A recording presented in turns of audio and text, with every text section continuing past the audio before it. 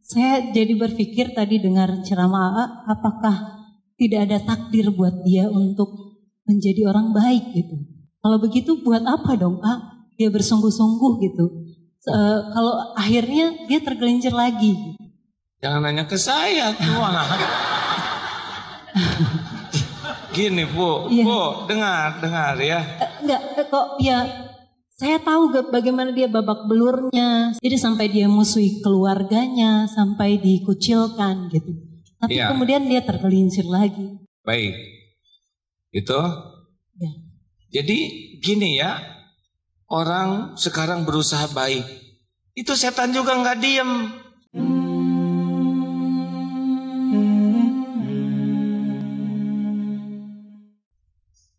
Silakan. Assalamualaikum warahmatullahi wabarakatuh. Waalaikumsalam warahmatullahi wabarakatuh. Alhamdulillah, syukur saya ucapkan kepada Allah yang telah mengizinkan saya datang ke sini. Ini AA, saya mau sedikit cerita. Saya itu dulu SPG 7 tahun. Saya ada dalam kezailiahan sampai akhirnya Allah memberikan saya hidayah. Sebentar Bu, tenang, dekatkan dengan mikrofonnya supaya apa yang Ibu katakan bisa saya pahami ya. Iya, dulu saya zahiliyah, saya dulu kerja jadi SPG 7 tahun karena saya ini dari keluarga yang memang agak jauh dari agama. Lalu alhamdulillah Allah kasih saya hidayah melalui satu jamaah dan akhirnya saya masuk ke jamaah tersebut. Dan waktu itu saya mau niatnya saya mau masukin anak-anak saya ke pondok pesantren di sekitar rumah. Cuman karena biaya masuknya itu diminta 15 juta dan saya waktu itu hanya jadi pembantu di komplek dekat rumah.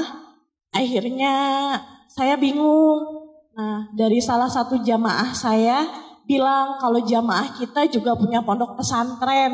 Kenapa nggak kamu masukin anak kamu ke sana sekalian kamu belajar agama dan beramal soleh di sana seperti itu. Terus akhirnya ada utusan dari jamaah murobinya pondok pesantren datang ke rumah ngecek benar tidaknya saya ini janda gitu. Setelah datang, itu pertemuan saya pertama kali dengan beliau dan akhirnya saya ceritakan bahwa waktu itu kondisi nenek saya sakit, saya tidak bisa meninggalkan beliau dan akhirnya dipanggillah nenek saya, ngobrol dengan nenek saya dan pada saat itu juga saya dilamar oleh murobi itu gitu. Jadi pertemuan pertama kali saya langsung dilamar dan langsung diiyakan oleh nenek saya. Seminggu kemudian, Ahad kemudian pertemuan kedua kalinya saya langsung nikah dan saya menjadi istri kedua. Lalu 3 hari kemudian saya diboyong ke pondok pesantren di daerah Bekasi. Dan setelah saya jalani setahun setengah ini ternyata saya nggak kuat sama poligaminya. Saya bukan tidak kuat dengan amal solehnya untuk jadi ibu dapur atau untuk mengurus anak-anak. Rata habis Quran di sana. Tenang Ibu, tenang dulu. Jadi sesudah di sana Ibu nggak kuat, ya. Yang saya tidak kuat poligaminya. Tidak kuat poligaminya. Jadi cemburu sama itu. Enggak cemburu sih. Ya ada cemburu juga karena jarak rumah kami terlalu dekat. 4 rumah dan itu lingkungan istri pertama. Oh berat bukan ya. Sedangkan yang lain yang nggak ngerti diam ya, jangan ikut campur dan jangan mikir terlalu jauh, biasa-biasa aja ya.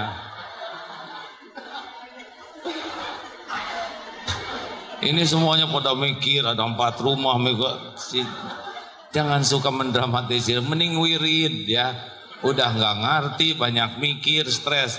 Ibu ada yang lebih ringkas ceritanya Bu? Iya.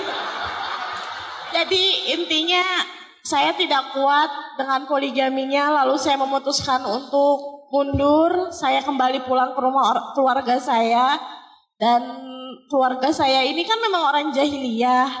Jadi saya juga nggak punya pekerjaan, nggak punya penghasilan, sedangkan saya punya anak yang harus dibiayai. Ya, kesimpulan. Jadi saya kalau di keluarga saya takut pakaian syar'i ini saya lepas karena keluarga itu nyuruh kembali bekerja seperti SPG lagi gitu. Pokoknya bekerja gitu. Kamu kalau mau hidupin anak kamu ya kamu harus kerja. Tenang gitu. Ya. Jadi keluarga aku bilang. Jadi masalah intinya apa sekarang? Intinya saya bingung. Bingung? Bingungnya kalau saya tinggal di keluarga saya harus. Baik. Saya paham. Iya. Ya.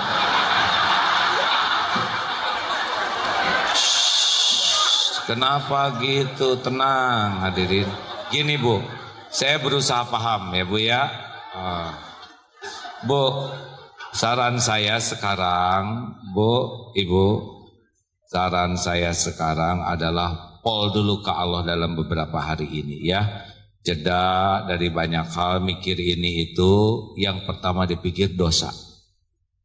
Pokoknya periksa dosa dari mulai balik dan tangisi, bongkar terus sampai tobat.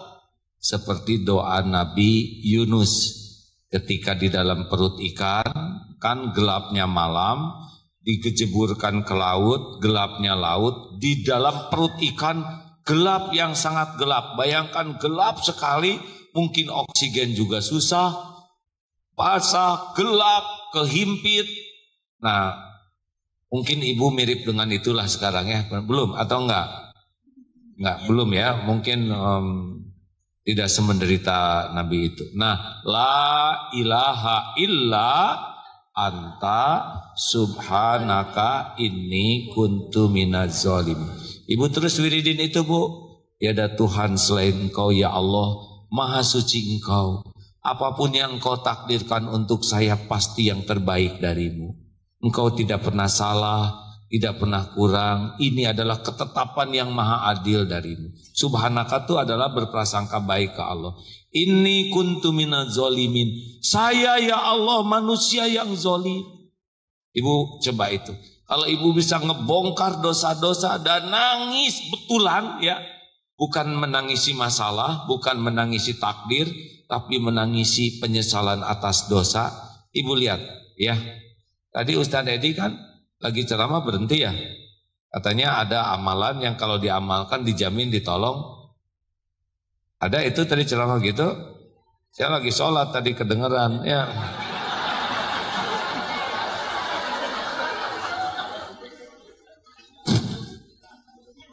Dah emang kurang khusyuk mau gimana lagi. Memangnya kalau khusyuk nggak dengar apa-apa? Enggak, Rasulullah juga dengar bayi menangis dipercepat sholatnya. Jadi khusyuk itu cuman bedanya saya jadi kepikiran. Nah makanya coba ibu amalkan itu ya. Sholat sunnah 2 rakaat yang bagus, kemudian zikir itu. Jangan masalah jumlah. La ilaha illa anta subhanaka la ilaha illa anta. Bukan gitu. La ilaha illa anta. Tiada Tuhan selain Engkau ya Allah. Subhanaka maha suci Engkau. Semua takdir ini pasti baik darimu ya Allah. Saya terima semua ketentuanmu ini. Inni kuntu minaz zalimin. Saya yang zalim ya Allah. Saya manusia berlumur dosa. Saya manusia yang hina dina. Saya yang kotor. Nah kalau bisa ibu terus gitu, itu akan terjadi keajaiban. Nanti ciri-cirinya hati tenang. Masalah pasti berat, tapi ini enggak nyesek lagi ya. Udah ajeg gitu. Nanti akan ketemu siapa, ini siapa, nanti Allah yang ngatur. Sekarang mungkin gak kebayang. Tapi ibu nanya juga izin Allah Bu. Kenapa dari sekian banyak yang ngacung cuman ibu, pada yang lain juga sama-sama bermasalah ya. Kan pengajian ini majelis bermasalah Bu. Acungkan tangan yang tidak punya masalah. Tuh kan berarti wajah-wajah bermasalah. Bu, itu saran saya. Ibu itikaf, sholat sunnah 2 rakaat. Jangan kebanyakan mikir Bu. Harusnya banyakan zikir. Silakan. Assalamualaikum warahmatullahi wabarakatuh. Waalaikumsalam warahmatullahi wabarakatuh. Oh, ini berita dari Vancouver. Vancouver is watching all Al-Hikam. Oh, thank you. Which one? I'm Jim. Ya, terima kasih. Oke, ada lagi? Bismillahirrahmanirrahim. Assalamualaikum warahmatullahi wabarakatuh. Mungkin terkait dengan keesaan Tuhan, Ustaz. Mana? Oh, silakan Pak, maaf ya Pak. Terkait dengan keesaan Tuhan, di dalam terjemahan Al-Quran saya baca di satu sisi Allah menyebutkan aku sebagai keesaan Tuhan, di satu sisi menyebutkan kami. Pertanyaan kami, apakah memang bahasa Indonesia ini kurang mampu menerjemahkan bahasa Arab yang seperti itu? Masuk. Ada Robbi, ada Robbana, Tuhanku, Tuhan kami, ada kuciptakan, ada kami gitu Pak. Baik Pak. Yang saya pahami ya Pak ya, berarti belum tentu mutlak benarnya. Jadi ketika Allah Subhanahu wa Ta'ala melibatkan makhluknya, khalaqnakum, seperti menciptakan kamu, berarti Allah melibatkan ibu dan bapak dalam penciptaan kita. Maka Allah menyebut dirinya kami. Ya. Khalaqtul jinna wal insa. Nah, ketika menciptakan jin dan manusia, misalkan Allah menciptakan sesuatu yang tidak melibatkan yang lain, Allah menyebut dirinya aku gitu ya. Seperti rezeki itu rojakna, benar? Karena Allah melibatkan untuk sampainya rezeki ke kita lewat makhluk-makhluknya. Wallahu alam ya, kalau ada jawaban yang lebih baik cari nanti. Ada lagi pertanyaan? Cukup? Ya Bu. Assalamualaikum warahmatullahi wabarakatuh. Saya mengenal seseorang yang dulu berlumuran dosa, tinggal di lingkungan juga yang penuh maksiat. Lalu saya membersamai dia ketika dia bersungguh-sungguh bermujahadah untuk mendekat kepada Allah.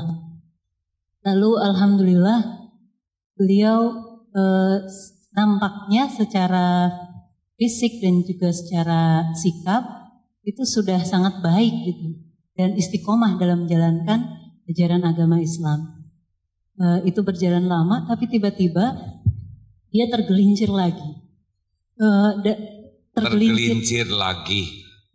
Dengan maksiat yang sama. Dulu udah pernah tobat lalu tergelincir. Iya, lalu tergelincir. Dan pada saat tergelincir yang ini itu sangat sulit untuk dibangunkan gitu. Saya jadi berpikir tadi dengar ceramah AA, apakah tidak ada takdir buat dia untuk menjadi orang baik gitu. Karena saya sungguh-sungguh melihat bagaimana dia bersungguh-sungguh bermujahadah mendekat kepada Allah. Kalau begitu buat apa dong dia bersungguh-sungguh gitu. Kalau akhirnya dia tergelincir lagi. Jangan nanya ke saya tuh. Gini Bu, ya. Bu dengar ya. Enggak kok ya. Saya tahu bagaimana dia babak belurnya sampai harus dimusuhi sama, maaf, beliau mantan penyanyi panggung. Jadi sampai dia musuhi keluarganya, sampai dikucilkan gitu. Tapi kemudian dia tergelincir lagi. Padahal dia sudah sangat dekat dengan lingkungannya Islami. Bahkan mohon maaf pernah mengenakan niqab. Baik. Itu? Ya. Jadi gini ya. Orang sekarang berusaha baik. Itu setan juga nggak diem. Ini setan yang dekat dengan saya deh.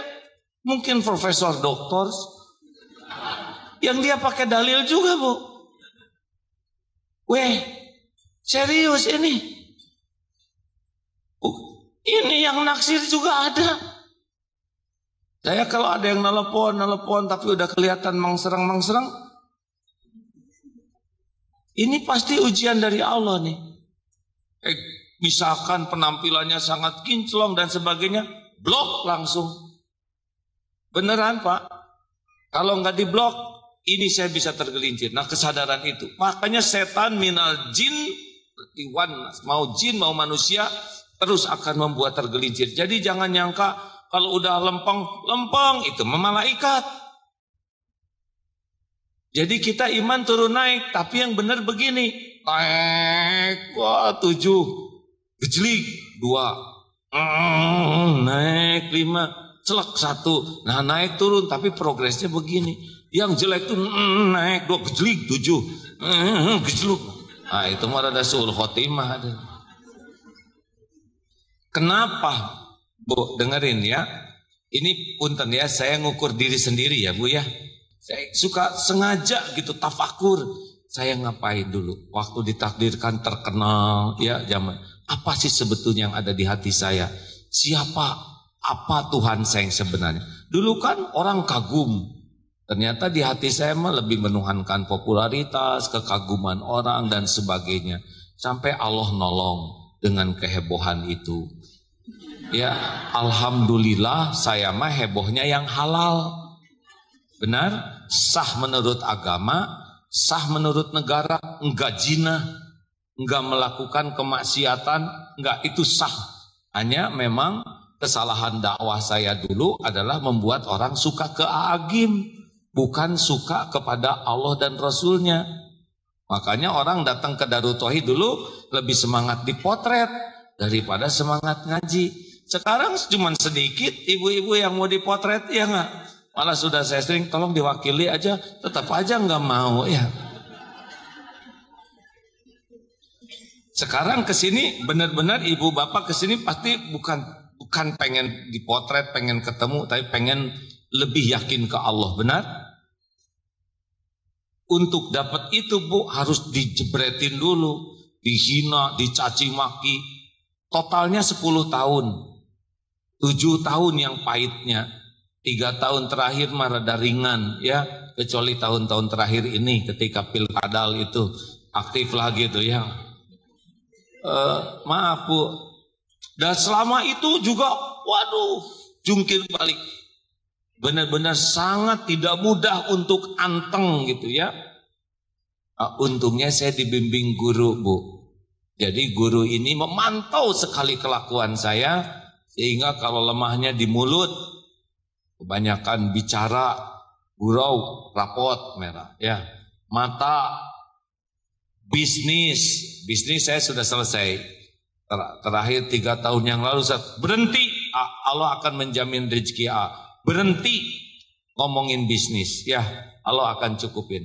Dan benar, saya sudah tidak mau lagi bisnis-bisnisan, tapi bisnis saya usahanya jalan sendiri. Dan itu tidak mudah menghentikan pengen bisnis, karena dari kecil udah jadi tukang dagang, lihat segala sesuatu tapi untungan we. Sekarang stop karena itu akan mengurangi izah lah, kemuliaan. Kalau udah ngomong uang tuh suka beda lah orang ya.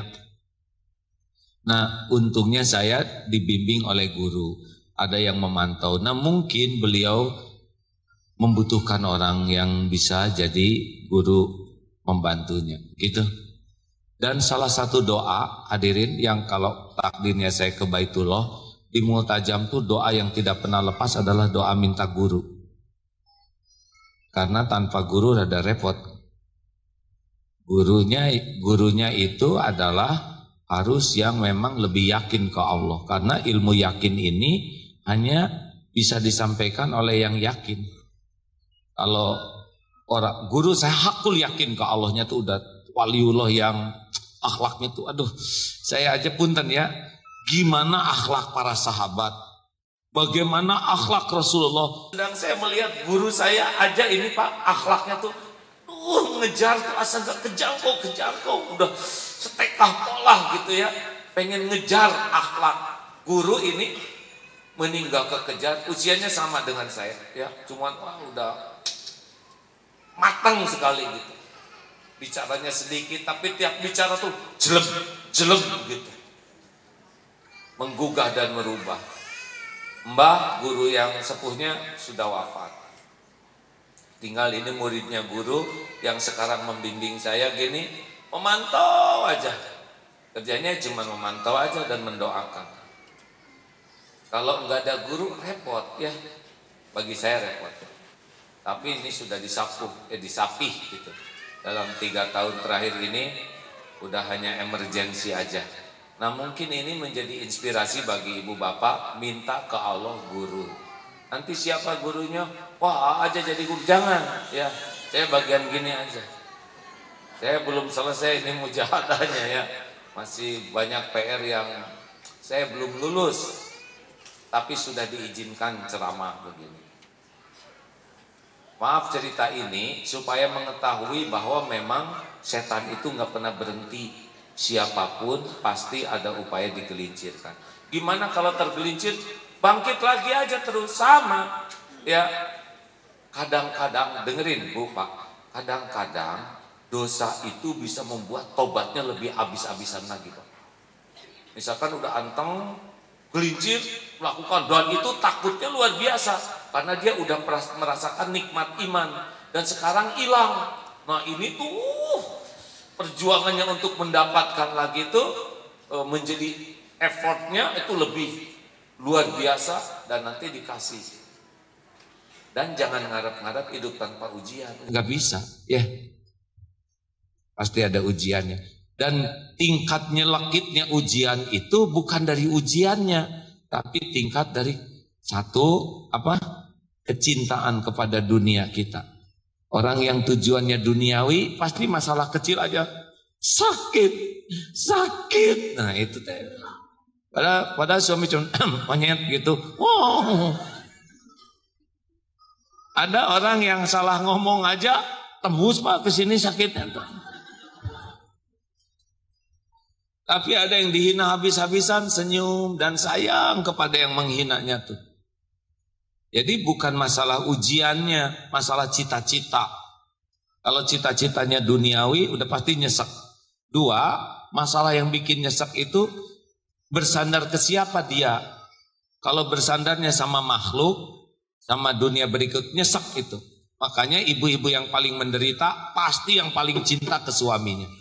Udahlah, rumah tangga mah jangan sok cinta-cintaan dram, enggak biasa. Oh suamiku, sengsara. Engkau adalah cahaya bagiku. Tanpa dirimu, aku dalam kegelapan nyata. Musyrik, lebay. Pak, kalau punya istri yang banyak ngomong gini, itu istri derita apa namanya? Jangan ngomong gitu ibu. Aku cuman makhluk, berani ngomong gitu. Saya cuman manusia, besok lusa saya binasa. Saya nggak bisa apa-apa, saya cuman manusia nebeng di dunia ini. Saya emang nggak minat dicintai istri berlebihan. Enggak, cinta yang wajar saja bagi manusia.